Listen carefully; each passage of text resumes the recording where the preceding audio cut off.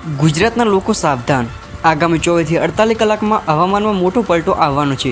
કેટલાક જિલ્લાઓમાં ભારે વરસાદ, તૂફાની પવન અને વીજળીના કડાકા ભડાકાની શક્યતા વ્યક્ત કરવામાં આવી રહી છે.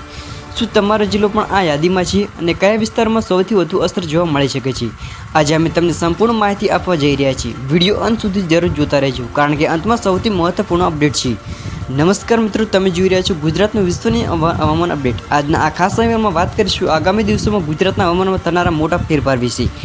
હવામાન નિષ્ણાતોના જણાવ્યા અનુસાર અરબી સમુદ્ર અને બંગાળની ખાડી તરફથી સક્રિય સિસ્ટમ બનતી જોવા મળી રહી છે, જેના કારણે રાજ્યના અનેક વિસ્તારમાં વરસાદી માહોલ સર્જાઈ શકે છે.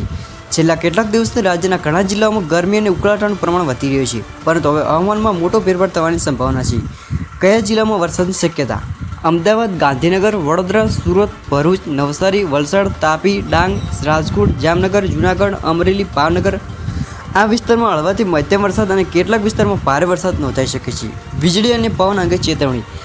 હવામાન વિભાગે કેટલાક વિસ્તારમાં 40 થી 60 કિલોમીટર પ્રતિ કલાકની ઝડપે પવન ફૂંકાવાની શક્યતા વ્યક્ત કરી છે.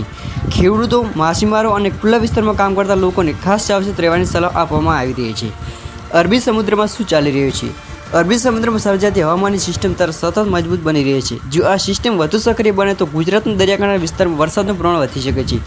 ખેડૂતો માટે ખાસ સમાચાર. વરસાદની આગાહીને કારણે ખેડૂતો માટે રાહતના સમાચાર છે. ઘણા વિસ્તારોમાં ખેતી માટે અનુકૂળ વાતાવરણ બની શકે છે, પરંતુ ભારે વરસાદ સ્થિતિ સર્જાય તો પાકને નુકસાન થવાની શક્યતા પણ રહેલી છે.